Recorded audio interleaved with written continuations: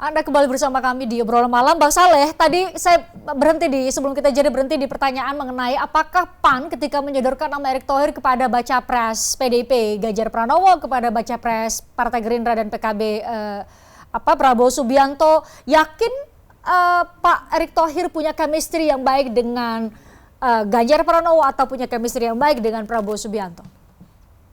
Jadi kalau ditanya soal pengalaman ya, itu Erick Thohir ini saya kira sudah luar biasa pengalamannya. Jadi penyesuaian dirinya itu tidak bisa diragukan. Beliau ini kan dulu ya kita kenal sampai sekarang sih tentunya ya, adalah seorang pengusaha. Pengusahanya itu bukan hanya di level nasional, tapi juga di level internasional. Bayangkan orang seperti Erick Thohir itu bisa bergaul di pentas internasional, berarti penyesuaian diri dengan lingkup internasional dan bisnis internasional itu sudah menyatu. Dan kita tahu juga beliau juga kan mengelola sepak bola internasional ya, klub-klub sepak bola internasional itu juga bisa dihandle dengan baik. Nah di level nasional kita bisa lihat ketika beliau memimpin tim pemenangan Jokowi kemarin itu kan terdiri dari berbagai macam unsur di sana. Jadi ada berbagai macam partai politik, kemudian relawan dan seterusnya. Itu Pak Erick Thohir bisa maju tampil di depan dan mengakomodir semua dan memimpin semua sehingga pertarungan bisa dimenangkan gitu. Dan kalau kita lihat lagi yang lebih dekat lagi, kemarin beliau ditunjuk ini yang baru-baru kita ingat nih sebagai Ketua Umum PSSI.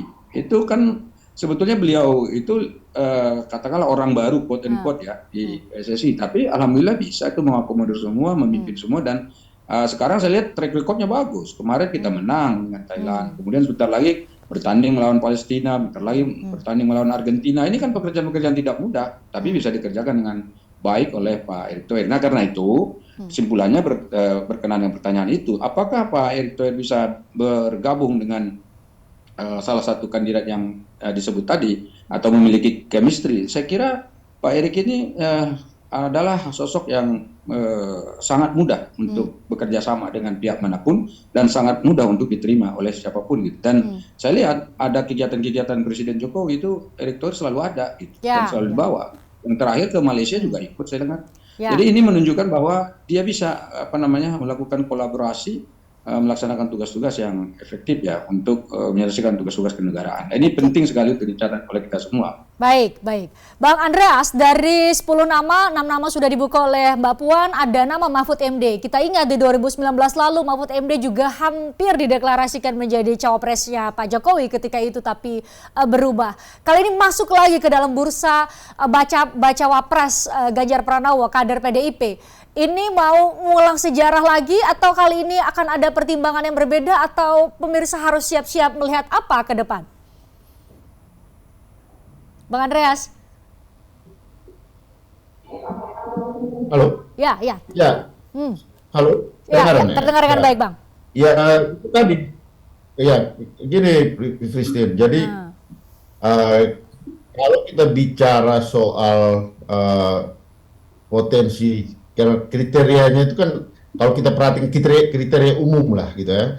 Karena ketika kita mencalonkan calon wakil presiden dan wakil presiden ini seperti yang tadi saya sampaikan, karena situasi ini kontestasi ini sampai dengan hari ini kalau dari hasil survei kan beda-bedanya tipis. Nah, kita harapkan calon wakil presiden yang diputuskan itu akan menjadi game changer. Gitu. Nah, tentu kita tidak bisa menyamakan yang sebelumnya dengan setelah. Kalau dulu kan potensi Pak Jokowi untuk kembali memenangkan kontestasi itu kan relatif jauh lebih dalam tanda petik ya jauh lebih mudah lah waktu itu karena beliau adalah incumbent. Sekarang kan beda situasi dan orangnya beda. Nah, sehingga tentu pasti di dalam pertimbangan juga akan beda. Gitu. Nah, nanti tapi ketika menyebutnya nama ini, yang saya katakan tadi, bagaimana respon publik dan kemudian bagaimana apakah ini kedua orang ini punya potensi atau lebih khusus lagi calon wakil presiden dalam hal ini Pak Mahfud ini akan menjadi game changer yang potensial dan kemudian bisa menjadi hal yang ikut memenangkan Pak Ganjar bersama dengan Pak Ganjar. Dan yang kedua, apakah nanti setelah itu mereka bisa bekerja sama dengan baik untuk menjalankan program-program pemerintahan. Baik. Nah, tentu beda dengan situasi dulu gitu. Jadi pertimbangan ini tentu kita tidak bisa lihat membuat satu generalisasi gitu. Ada variabel yang berbeda kali ini di Pilpres 2024 maksud Anda ya? Baik. Saya terakhir ke Bang Herzaki. Bang Herzaki, dengan narasi mau mengevaluasi posisinya Partai Demokrat mau mengevaluasi saat ini dengan pilihan kata itu, apakah mungkin kami bisa melihat Partai Demokrat keluar dari koalisi perubahan dan bergabung dengan koalisi yang lain? Apakah sejauh itu? Singkat saja Bang Herzaki. Kami saat ini masih terus komitmen ya dengan apa yang sudah kami sepakati. Saat ini. Sampai saat ini. Sampai saat ini maksudnya. Iya dong. Pertanyaan saya konteksnya nanti Bang Herzaki. Nanti apakah mungkin itu artinya nanti Partai Demokrat bisa keluar dari koalisi perubahan dan bergabung dengan koalisi lain? Misalnya ke Bang Saleh misalnya ke Partai Amanat Nasional. Gini Mbak, Demokrat ini kalau berpolitik kita punya etika. Kalau apa yang sudah kita tanda tangani, apalagi sudah kita umumkan ke publik, kita tidak akan bergeser kemana-mana, Mbak. Apa yang menjadi komitmen kami, itulah yang akan kami lakukan.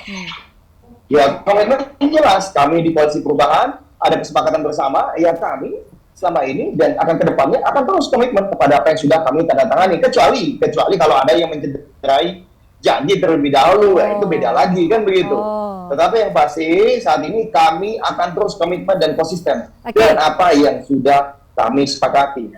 Kita catat saat ini Partai Demokrat masih berkomitmen. Saat ini masih berkomitmen di koalisi Partai Perubahan kalau atau sampai pihak-pihak lain tidak mencederai ya komitmen bersama. Itu ya catatannya. Bang Herzaki terima kasih, Bang Saleh terima kasih, Bang Andreas terima kasih sudah bergabung bersama kami di obrolan malam. Kita tunggu bagaimana dinamika penentuan cawapres yang kalau menurut Bang Andreas tadi bisa jadi menjadi game changer. Saya juga mengucapkan terima kasih buat Anda yang sudah nonton kami. Selamat berakhir pekan. Saya Christian Grich. Sampai jumpa.